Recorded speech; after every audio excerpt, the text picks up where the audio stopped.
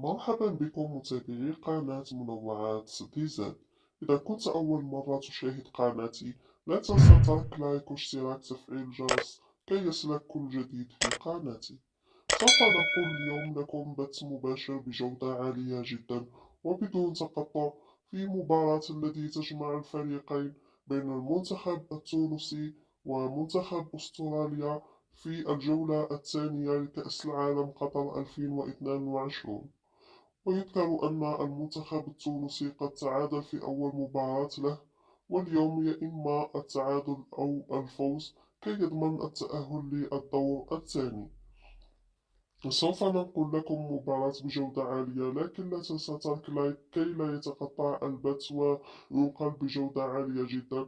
حظ موفق للمنتخب التونسي في هذه المباراة التي تعتبر مصيرية للمنتخب.